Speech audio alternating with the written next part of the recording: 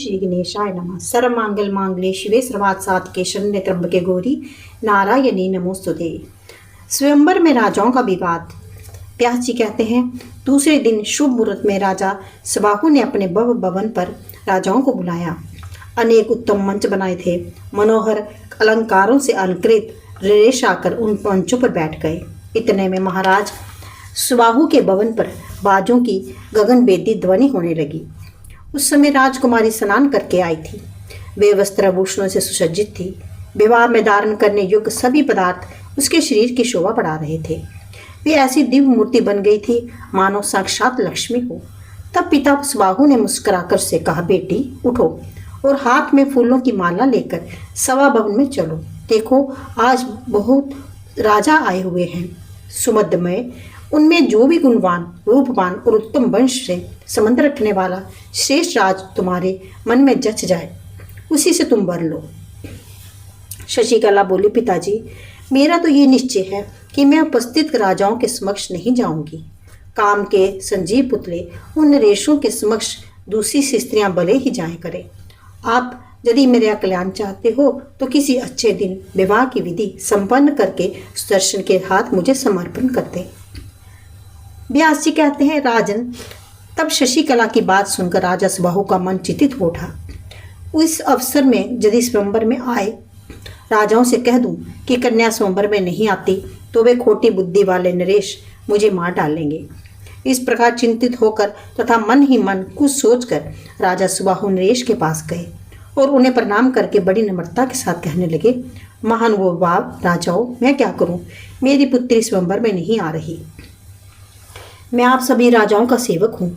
आपके चरणों में मेरा मस्तक पड़ा है, अतः आप पूजा आदि स्वीकार करके अपने अपने भवन पर पधारने की कृपा करें।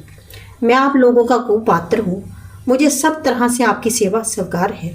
आप चाहिए कि मेरी कन्या आप कन्या का समान समझ लें।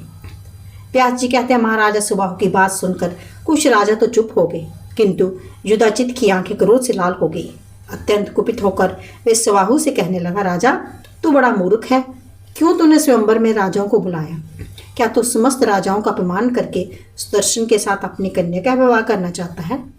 मैं अभी तुझ पापी नरेश को मार डालता हूँ। इसके बाद सुदर्शन भी मेरे हाथ से काल के गाल में जाएगा। फिर मैं इस कन्या को अपने दोहित्र के साथ विवाह करूँगा। राजेंद्र, तू जा, इस कार्य को संपन्न कर। असत्य कला में पढ़ना उचित नहीं है। व्यास जी कहते हैं, युधाजित के उत्तेजनापूर्ण वचन कहने पर सुबाहु के शोक का पारावार न रहा। लंबी सांस छोड़ता हुआ वे भवन में गया और दुखित होकर अपनी पत्नी से कहने लगा, सुंदर नेत्रों में शोभा पाने वाली प्रिय, तुम्हें सभी धर्म ज्ञात हैं। तुम पुत्री से कहो कि ऐसी भयंकर कलह मच गई है। इस अवसर मुझे क्या करना चाहिए? मैं स्वयं कुछ भी नहीं कर सकता क्योंकि मैं तुम्हारे वश में हूँ। व्यास जी कहते हैं, राजा सुबाहु की बात सुनकर रानी पुत्री के पास गई, बोली, बेटी, महाराज अत्यंत दुखी हैं। यदि हट करके सुदर्शन को ही बरेगी तो पराक्रमी युधाजित तुमको और हमको मार डालेगा। पिता माता की बात सुनकर शशिकला को कुछ भी भय नहीं हुआ। वे निर्भीकता से बोली, आप निश्चिंत पूर्वक विवाह की विधि को पालन करते हुए मुझे सुदर्शन को सौंप दीजिए। जिनके नाम का कीर्तन करके अनेक दुख टल जाते हैं, वे ही भगवती चंडिका कल्याण करेगी। आज रात में वैदिक विधि से सुदर्शन के साथ मेरा पानी ग्रहण करें। मैं अकेली सुदर्शन के साथ चली जाऊंगी। शशिकला सुदर्शन का विवाह। व्यास जी कहते हैं, राजा सुबाहु का अंतःकरण बड़ा पवित्र था। अपनी पुत्री की बात सुनकर वे राजाओं के पास गया और बोला, राजाओं, आज आप लोगों अपने अपने शयन कक्ष पर पधारें। विवाह का कार्यक्रम कल के लिए टल गया है। फिर कल इस सभा भवन में पधारिएगा। हम सब मिलकर विवाह का कार्य संपन्न करेंगे। राजाओं की मेरी कन्या शशिकला आज का स्वयंवर में आना बिल्कुल असंभव है। राजा सुबाहु की बात सुनने के पश्चात उपस्थित सभी नरेश अपने अपने स्थान पर चले गए। इधर सुबाहु ने विवाह का समय निश्चित किया। अंतापुर में गुप्त स्थान बनाया गया। मंडप में पुत्री शशिकला को बुलाकर विवाह कार्य संपन्न करने में लग गया। अपनी कन्या शशिकला का विधि पूर्वक सुदर्शन के साथ पानी ग्रहण संस्कार कर दिया।